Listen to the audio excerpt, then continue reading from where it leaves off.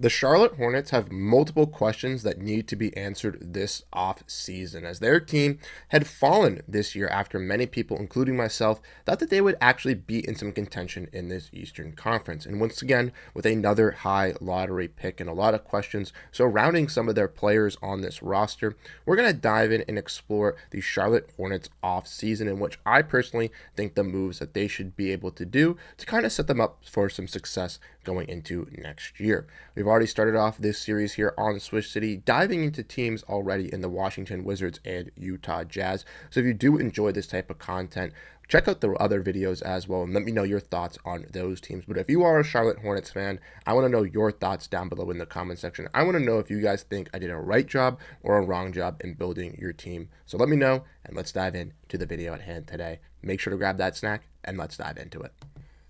So like I said in the introduction, we're going to be discussing the Charlotte Hornets, as they are a very interesting team in this Eastern Conference. We want to look at their record from last year. We saw that they finished 19-63, 14th in the Eastern Conference, and only one game ahead of this Washington Wizards roster, with a team that is obviously more suited to be winning than the Washington Wizards. If we want to dive in and obviously explore this team, this is a picture with Cody Martin on it, and Cody Martin didn't even finish the season with the Charlotte Hornets. That goes to show you how many great images of this team there are on Getty Images. A lot of people don't really talk about them. They don't get the love that they should be deserving. And ultimately, their fans give them a lot of heart, which they do deserve a solid team for the future. We want to look at their salary cap and their offseason roster, courtesy of Bobby Marks and ESPN, who does a fantastic job in getting all of these graphics that I use for every single one of my videos. We can see that the Charlotte Hornets are currently sitting at $162 million on their projected salary this offseason. If they were to keep everybody on their roster, that would put them under the tax threshold and $30 million under the first apron, giving the Charlotte Hornets a lot of flexibility to make moves via trade or to potentially sign some key free agents to really change the culture around here in Charlotte. New head coach in Charles Lee tried to build that foundation this season, and unfortunately, due to a team dealing with a bunch of injuries to guys like Grant Williams, who's out for the season, LaMelo Ball, who was out for certain parts of time, Brandon Miller, amongst many others, it was just not suitable for a young team to really compete in an Eastern Conference. But they do have the foundation and the building blocks to really do so. Now, obviously, it says that they had the chances to get the number 3 overall pick, but they failed to do so. They landed the number 4 pick, as they also fell alongside the Utah Jazz and Washington Wizards, getting jumped by the Sixers, Spurs, and Mavericks in the draft lottery. So we're going to dive in, and we're going to look at the Charlotte Hornets offseason first, kind of discuss some players that I think could potentially be traded and what they could potentially get back for said players, and then ultimately deciding, looking at this draft and free agency, what this Charlotte Hornets team should do to really bolster themselves in an Eastern Conference that looks like it's going to be getting weaker and weaker.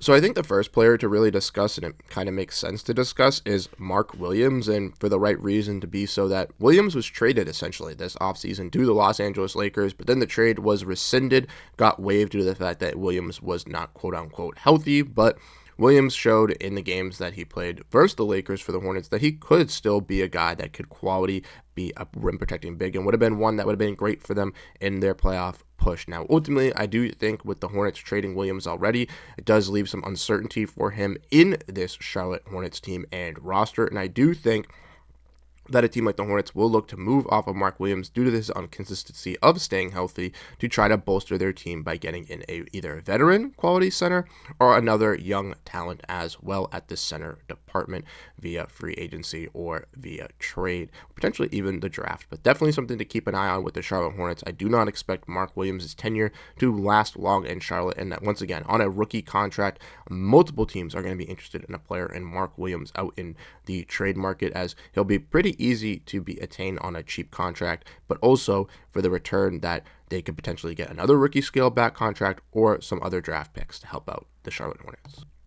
Next player that we're going to discuss, and one that's probably been circled around the most around the Charlotte Hornets these last couple of seasons, has been Miles Bridges. Obviously, we're not going to discuss what Miles Bridges has done in his past or why he even is in the NBA, but Bridges obviously just hasn't really lived up to the expectations post his situation when he was supposed to get that long-term deal and big payday by this Charlotte Hornets or Detroit Pistons team.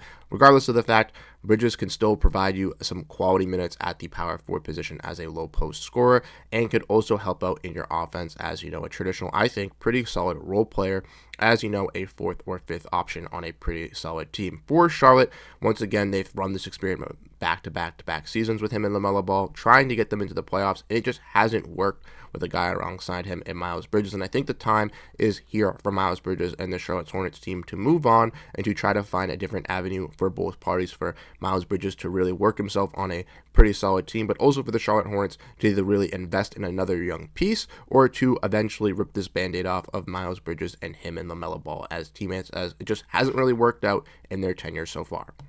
And speaking of LaMelo Ball, the age-old question of will LaMelo Ball get traded ran around last offseason, and it's going to run around again this offseason, as Charlotte once again has put themselves in this position of being 14th and towards the bottom these last couple seasons, and maybe selling off a piece in LaMelo Ball could get you either moving up in the draft, could land you another draft pick in this draft lottery or a future draft to really set yourself up for the future, building around Brandon Miller and this new look Charlotte Hornets team with whoever you draft at pick 3 and other future picks that you land either this season or for the future. Personally, for me, I don't think trading a guy like LaMelo Ball makes the most sense. Yes, he's had some injury concerns. Yes, he is more of a flashy player for the legs of things, but I think him and Brandon Miller, with a right team around them, could find some great success, and I do think one of the players that they're predicted to draft could really aid that and helping alongside him and Brandon Miller in some regards. So I do think, once again, running the mill with LaMelo Ball with his new head coach in Charles Lee is the right thing to do, and continuing to build around your franchise superstar. Once again, he is still young, right? He's not like he's 27, 28, 29, where it's at the point where it's like, maybe LaMelo Ball isn't panning out. We should kind of move on to him. He's not in a Damian Lillard or Devin Booker type of situation that we've seen in the past. So I do think the Charlotte Hornets talks around LaMelo Ball are a little bit precautionary and a little bit pre-reactionary, maybe for some outside fans or maybe some other fan bases that would love to get LaMelo Ball on their team, but I do not see the Charlotte Hornets trading LaMelo Ball this offseason. Maybe in a season or two if Charlotte isn't really leading the pack with Charles Lee and this new regime, but ultimately I do think they will keep LaMelo Ball, and I think that's a smart move for the Charlotte Hornets as well. So now that we discussed some potential trade candidates for the Charlotte Hornets, I do think that there are some other names as well, right? Josh Okogie, Daquan Jeffries on their non-guaranteed deals could be brought back to be flipped in trades, as they both provided some good quality defense for this Hornets team, or could be brought back on cheap deals. Grant Williams on an expiring deal coming off a torn ACL could also be thrown out there on the market, and so could Yusuf Nurkic as well on an expiring deal. All these contracts could realistically be thrown away from the Charlotte Hornets if they tend to do so, but also for the Charlotte Hornets, a team that does have salary cap, might be looking to take on some of these bad contracts and just eating them and finishing them. So I could see guys like Yusuf Nurkic and Grant Williams also staying here. But next, we're going to dive into the draft, as, like I mentioned, the Charlotte Hornets have the 4th overall pick here, and I realistically think there's only really 2 players that the Charlotte Hornets could really draft here at this position. I do think from 5, 6, 7, and 8, those guys have really set themselves into that pattern, and I think if the Hornets get lucky, they'll take this guy obviously at 4, but if not, they'll take this home run swing that I do predict them to land, and we're going to get into that next. So like I just mentioned, 2 realistic picks for the Charlotte Hornets at 4. Obviously, if the 76ers pass on Ace Bailey or make a trade and a team that takes at pick 3 passes on Ace Bailey, I think Ace Bailey is the home run pick here for the Charlotte Hornets.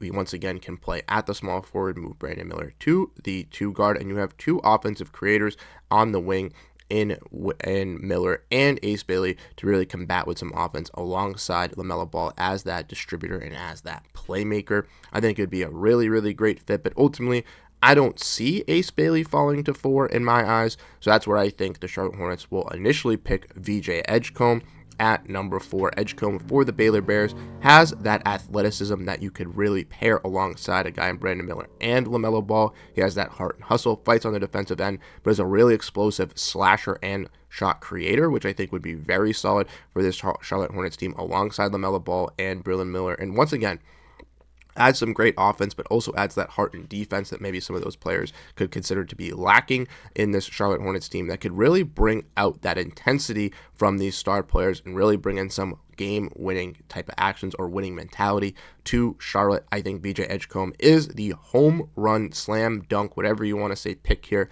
for the Charlotte Hornets, and I think at 4, they will be able to land him, which is a great addition. But the one difference from these teams of that we've talked about in Utah and Washington compared to Charlotte is not only does Charlotte have cap space, but Charlotte has some free agents as well. We see Seth Curry, Taj Gibson, Trey Mann's on a restricted, Wendell Moore Jr. Those guys could be brought back, right? But a lot of those guys are either older veterans or young guys that really haven't proved themselves in the NBA to really find a spot in Wendell Moore. So I ultimately do believe that a team like the Charlotte Hornets could be interested and intrigued out on the free agent market. And I think there's two positions that they could really look at in the guard position and the center position that they could really address if they do look to move a guy like Mark Williams, or if they want to add some scoring and shooting to this roster alongside Nick Smith and potentially Trey Mann if he is brought back.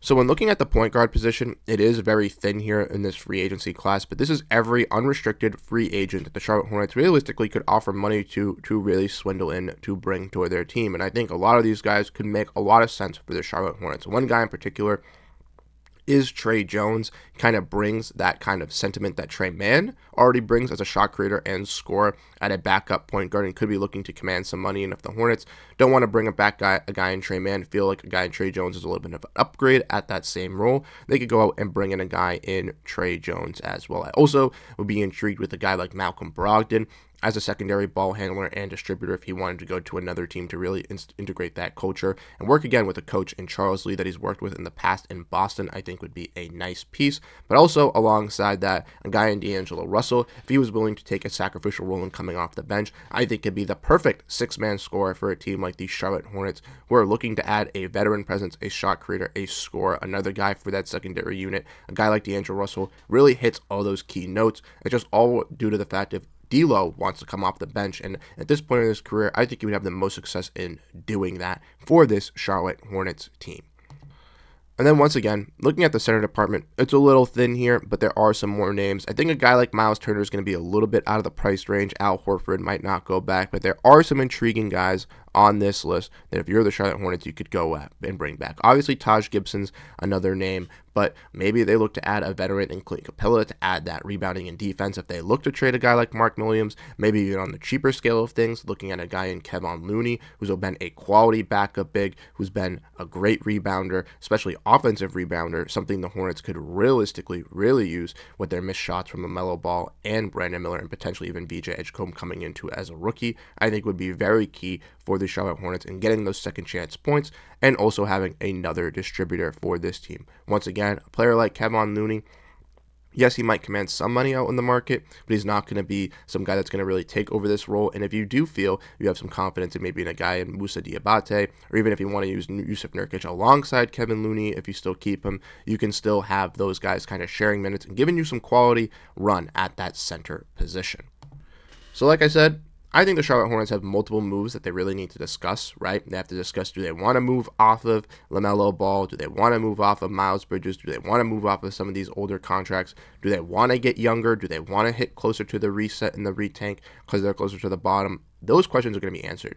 We also got to discuss who they're going to draft with their pick. If Ace Bailey falls, do they take him? Do they take the short home run in VJ Edgecombe? Do they even potentially reach at a guy like we've seen with TJ Solon last year? Do they go for a guy like Maluak or Con Knepel, or possibly even a guy like Jeremiah Fears if they feel confident in him? The possibilities are endless for the Charlotte Hornets. They realistically have a lot of question marks revolving around this team, and I think it's a very interesting team to dive into and kind of predict this offseason. Ultimately, as someone who's not a Charlotte Hornets fan or a diehard fan, I obviously want to see them succeed, but I know for the Charlotte Hornets fans that really do care, you guys want to see the perfect off season. So let me know if this kind of resonated with you. What kind of moves would you make if you were the Charlotte Hornets general manager? And if you are a Charlotte Hornets fan, let me know if I made the right moves, the wrong moves. What would you like to see with this Charlotte Hornets team going into next off season? Once again, we're going to be releasing these videos every single day, some even multiple a day, like today if I miss some days releasing these, but we're going to be diving in and looking at every single team's offseason recap, kind of going over what I think they should do. So let me know your thoughts down below in the comment section. Did you guys agree? What do you think the Charlotte Hornets should do? And did I make the right moves? Once again, thank you guys so much for tuning in. I really do appreciate your support, and I'll catch you guys in the next one. Have a great rest of your day, and peace out.